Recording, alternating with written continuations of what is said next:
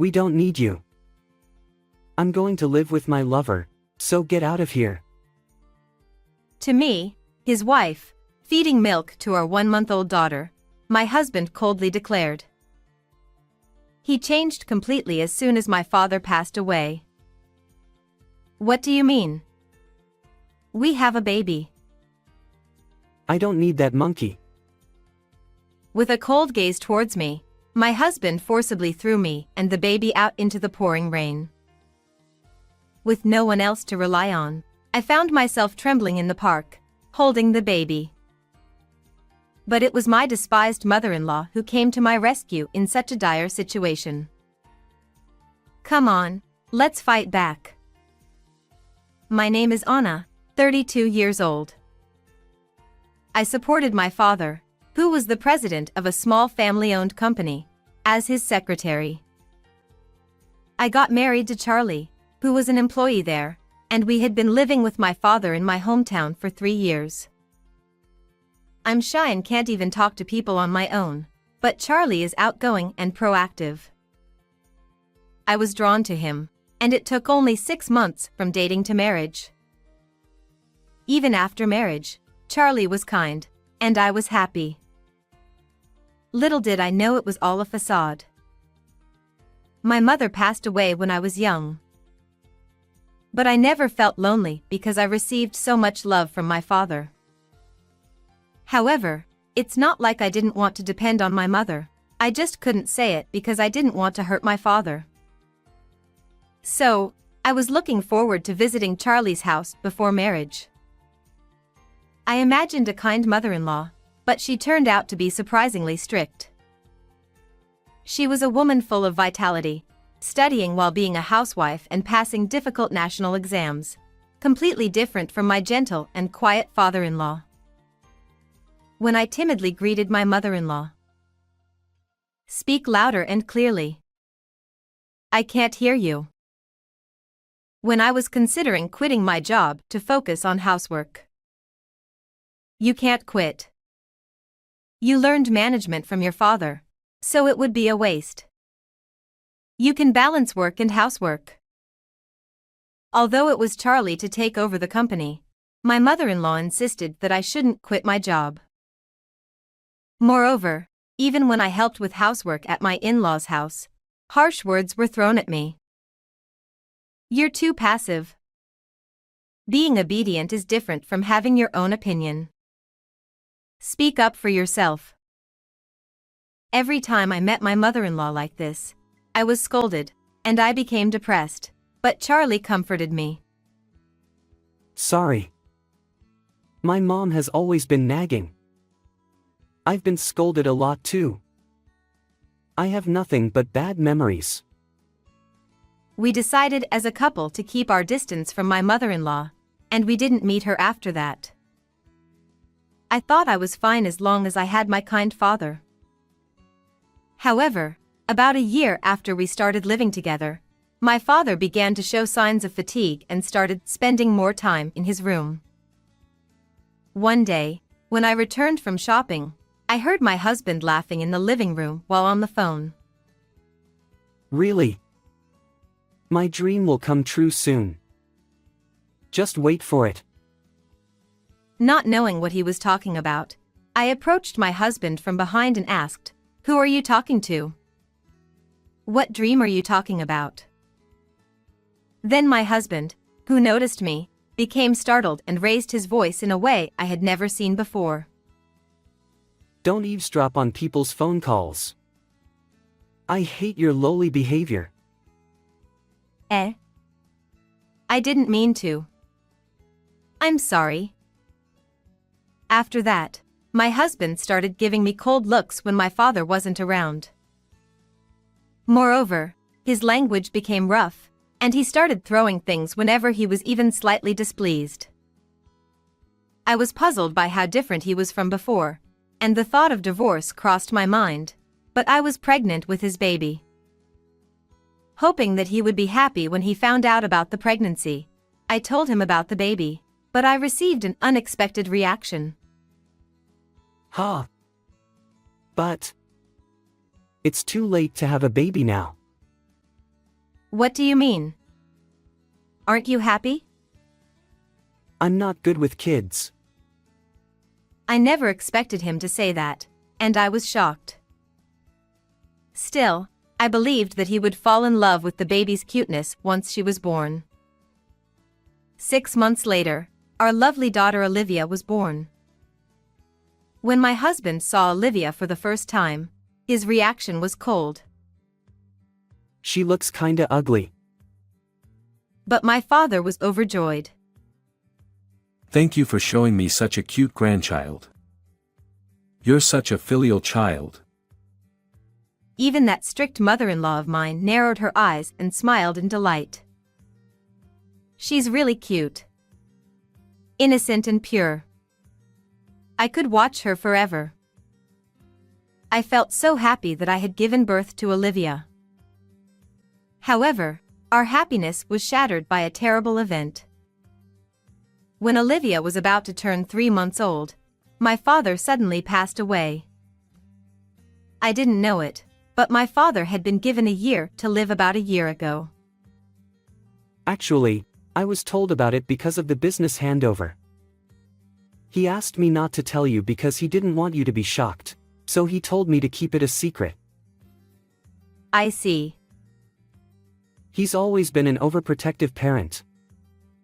That's why you turned into such a dependent daughter. Looking back now, my husband's words were cruel, but at that time, I didn't care about his insults towards my deceased father or me. I was filled with regret and shock for not noticing my father's deteriorating health. Instead of me, my husband took care of the funeral. I wonder if Charlie looks so lively because of something. Eventually, my husband began to ignore me and stopped talking to me after my father's funeral. I thought he must be busy because he took over my father's company, but I found out later that wasn't the case. Around the time of my father's memorial service, it was pouring rain due to the aftermath of a typhoon that day. As I was feeding milk to Olivia, a woman I didn't know had entered the house and was wandering around inside. She had heavy makeup on and was wearing a brand-name dress, swaying the hem as she walked confidently. The furniture looks old-fashioned, but it seems to have value as antiques. Plus, it's so spacious here. I like it. Feeling terrified of this woman who intruded into someone else's house and said such things, I cautiously asked her, "Who are you? Are you the wife by any chance? I thought you were the maid." "I'm Gigi." She rudely stared at me from head to toe and burst into laughter. "You've got yourself a plain-looking woman there. No wonder Charlie's had enough." I stood there dumbfounded, unable to comprehend what was happening, when Charlie appeared and embraced Gigi. I don't need you anymore. I'm staying here with Gigi, so get out. What do you mean? We have a baby. With a cold, sneering glance, my husband replied, "Don't need that monkey either," and tossed in a remark. Although I've never backtalked my husband before, I couldn't stay silent this time. This house is mine. It was given to me by my father. Unfortunately, I've put this house under my name. You're no longer needed here. With those words, my husband threw a divorce form with his name filled in, and forcibly kicked me and the baby out into the pouring rain, locking the door behind us. "What are you doing? Open up. Please." But there was no response from inside the house, so I reluctantly headed to the park to seek shelter from the rain while holding the baby. As we took shelter under the toilet roof, I couldn't help but feel lost about what to do next. However, about an hour later, a woman came with an umbrella to cover me. "I've been searching for you. You're still as weak as ever. Aren't you regretting what happened?" I recognized the stern tone of her voice. It was my detested mother-in-law. Unable to retort, I bit my lip, and tears began to flow uncontrollably. Blinded by my husband's true nature, I had been obedient, not even noticing his infidelity as he took away our home and assets. I was furious with my own incompetence. As my mother-in-law hugged me gently and then encouraged me firmly, I realized she was right. I was indeed a weak and pitiful woman. Anna, be strong for Olivia's sake. Now, fight back. Her unexpected words took me by surprise. And how did my mother-in-law even know about what had happened to me in the first place? My mind was filled with questions, but her question, "Is this how you're going to remain?" prompted me to firmly resolve to fight back. Afterward, my mother-in-law took me to the apartment she rented for work. It was a sophisticated interior, with no unnecessary clutter. She had prepared everything I needed, including clothes for myself and necessities for Olivia. After cleaning myself up in the shower and stepping out of the bathroom, I saw Olivia sleeping peacefully in my mother-in-law's arms. As my mother-in-law gazed at her granddaughter's sleeping face with a gentle look, she began to speak slowly. "This is something I've been worried about. That such a day might come." As she revealed the shocking truth, I felt a burning rage surge through my entire body for the first time in my life. From that day on, fueled by my frustration, I made a firm decision to transform myself, both physically and mentally, as my mother-in-law suggested. I followed her belief that if you present yourself well, you'll be treated well. If you're sloppy, you'll receive corresponding treatment. I went to the salon to tidy up my hair, changed into the high-quality suits my mother-in-law had chosen, and learned how to do my makeup properly. During this time, Olivia was looked after by my father-in-law, giving me plenty of time to focus on myself. Indeed, just as I thought. "Anna, you shine when polished. Look at yourself. Is this really me?" The reflection in the mirror was completely different, but I couldn't help but admit that I looked stunning. With newfound confidence, I headed back to our former home with my mother-in-law. Upon seeing us, Gigi appeared nervous in the presence of the two elegantly dressed women.